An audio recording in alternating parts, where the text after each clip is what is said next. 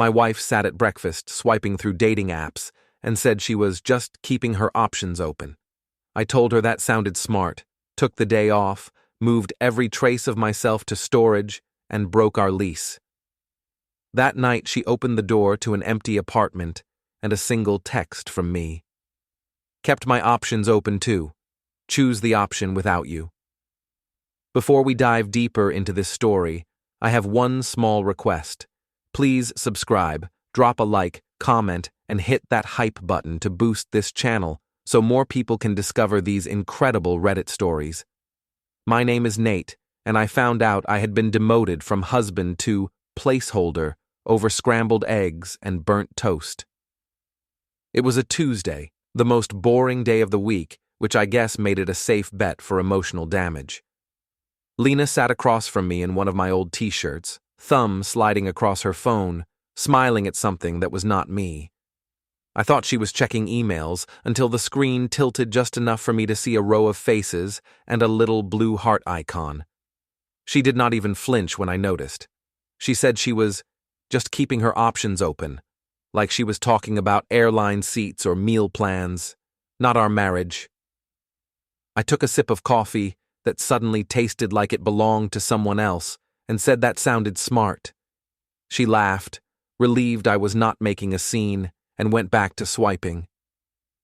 That was the moment something in my head quietly clicked from fix this to leave this. I finished breakfast, kissed her on the forehead out of muscle memory, and told her I might take a personal day from the maintenance office to catch up on errands. She said that was good because I had been stuck lately. She had no idea how unstuck I was about to get. By noon, half my life was in a rented storage unit with a lock only I had the key for. The other half was carefully removed from our loft, my clothes, my books, my stupid collection of coffee mugs. I left the furniture, the decor, the photos on the walls. She could keep the stage. I was just taking the actor. At the leasing office, I signed the break lease papers, paid the penalty with shaking hands, and scheduled the move out for the end of the month, even though, for me, it was already over. Back at the empty loft, I set my key on the counter, took one last look at the spot where we used to eat fake healthy dinners, and sent her a text. Kept my options open too. Choose the option without you. Then I walked out before I could decide to be generous and stay. I did not go far, which is the part that would probably bother Lena the most if she ever figures it out. I did not vanish to another city or move into some dramatic bachelor pad with neon lights and a sad plant. I took a short-term sublet 3 blocks away, in a smaller loft that overlooked the same river from a worse angle. It smelled like paint and someone else's cologne, but it was quiet and it was mine. I dumped my boxes in a corner, sat on the floor with my back against the wall, and tried to decide whether I felt triumphant or stupid. Mostly, I just felt tired. When you spend your days scheduling other people's repairs, it is funny how long you let your own life rot before you pick up a wrench. Around mid-afternoon, I dug out our old shared tablet from my backpack. We used it mostly for grocery lists, calendar events, and streaming shows we swore we would watch together and never did. I figured I should disconnect my accounts before she decided to repurpose it for her next option. When it powered on, it still thought it lived in our old loft.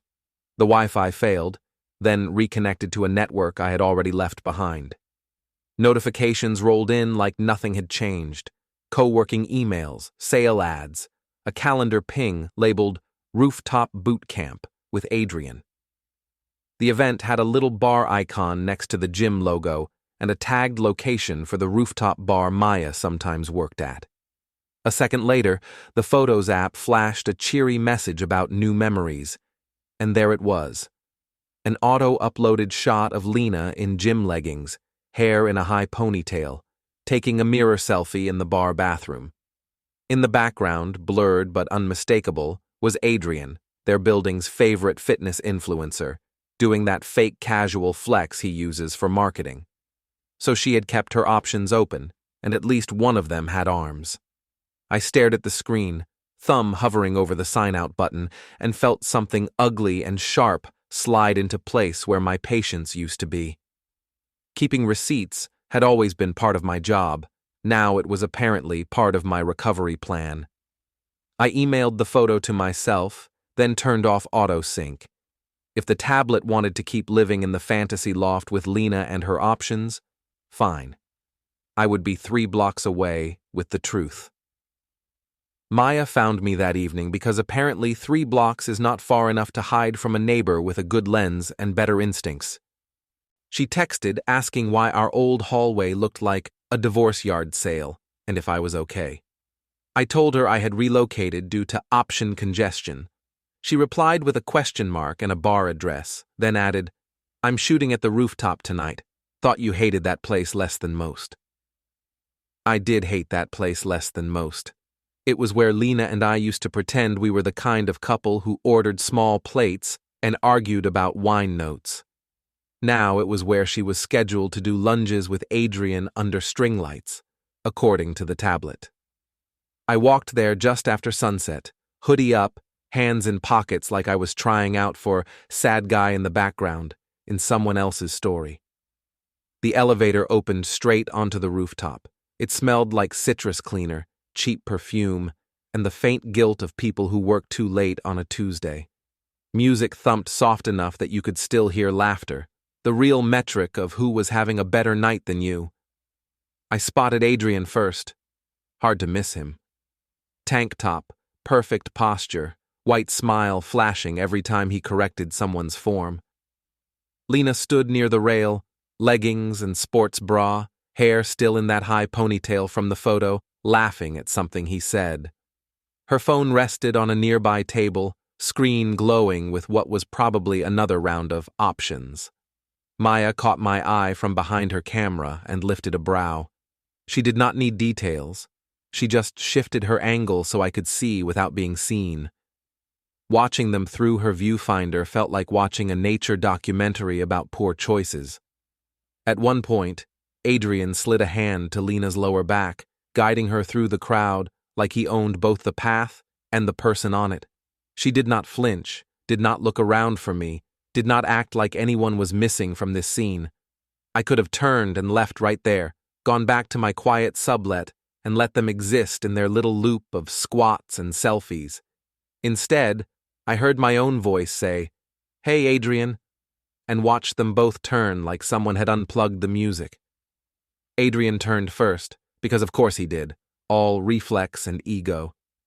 Lena's eyes took a second longer to catch up, like her brain needed time to download the update where I existed 3 blocks away instead of in our shared bed. I walked toward them at a normal pace, which somehow felt more aggressive than running.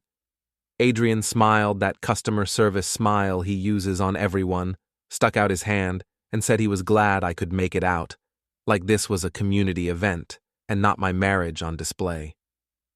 I shook his hand, because my mother raised me with manners, and told him I had seen the invite on the family tablet.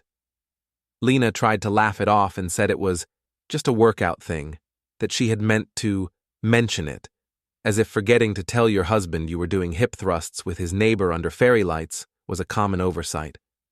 I said it was fine. Options needed exercise or they get stiff. Adrian did not like my tone. He asked if we could not make a scene, because he had clients here, and this was about wellness. I looked at Lena and said, I did not plan to make a scene. I planned to make a decision. That seemed to confuse both of them. Over his shoulder I saw Tara from Lena's office, phone in hand, pretending to check messages while very obviously recording in selfie mode with the camera flipped. The bartender had also gone quiet, hands hovering over glasses like he was waiting to see which way the night would spill. Adrian stepped closer, close enough that I could smell the overpriced body spray, and told me I needed to calm down. Funny thing was, I was calm. Calm like a building right before the fire alarm test, when you know exactly which lights are about to flash. I told him I was already gone, that I had moved out, broken the lease, and that Lena was free to keep every option she could swipe on so long as none of them billed to my life anymore. That made him blink. He put a hand on my shoulder, meant to steer me away, Maybe toward the exit, maybe toward the edge. I shrugged it off. He pushed a little harder, more reflex than attack, and I rocked back a step, hands still down. Security stepped in fast, one guy between us, telling everyone to relax. I raised my palms, said I was done, and meant it. As I turned to leave, I caught the bartender's eyes and Tara's half-hidden phone, both aimed at Adrian and Lena, and thought, good. Someone else can finish recording this set. The next morning, my phone woke me up before my alarm with the sound of consequences. Maya had sent 3 messages and 1 video, all labeled with the kind of neutral captions people use when they know they are holding dynamite. The clip showed last night's little moment from her angle. Adrian's hand on my shoulder, the push, security stepping in, me backing away with my hands up and walking out. In the background, Lena's face looked less like the brave heroine of her own story and more like someone who had just realized the camera was on the wrong side. Maya wrote that the bar owner was annoyed about drama during events, and that Adrian might lose the rooftop gig if it kept up. I thanked her and promised to bring her coffee that did not taste like regret. Then I opened my banking app and went hunting. It did not take long. 2 rideshare charges from the past week, both from the gym's address to our old building, billed to the card Lena never bothered to remove. A food delivery receipt to Adrian's Street, order name L, note about call when outside, don't knock. My name was nowhere, but my money apparently still believed in us. I screenshotted everything and emailed it to myself in a folder I titled Maintenance Logs, because if there is one thing I understand, it is keeping a record of what breaks and when. Around noon, my supervisor called to ask if I could cover an inspection shift at the parking deck connected to our building cluster. I said sure, because the universe was really committing to the bit. Walking the upper levels that evening, clipboard in hand, I spotted a familiar car in a staff-marked space, Adrian's. Same plates, same stupid vanity decal in the window. The cameras on that deck were under my scheduling, but I did not touch them. I did not need to. A few minutes later, my phone buzzed with an automated system ping I had set earlier for a test on the hallway cam near our old loft. Door opened, door closed, late at night. I checked the time, looked down at Adrian's parked car, and felt the pieces link up like a diagram I could have drawn in my sleep. People like Lena and Adrian think keeping options open means never choosing. What they forget is that when you refuse to choose, someone else eventually does it for you. By the time the inspection shift rolled into late evening, I was done pretending this was not a pattern.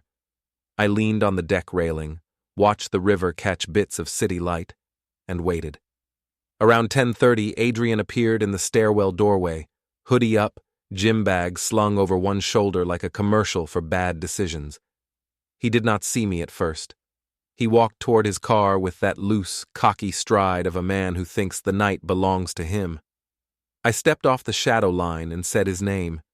He froze, then turned, eyes narrowing like I was a faulty machine he thought he had already unplugged. I did not walk all the way to him. I just lifted my phone and very calmly took a photo. Him, his car, the plate, the bag, the empty level behind him. He swore and told me to delete it. I told him I delete safety hazards, not documentation.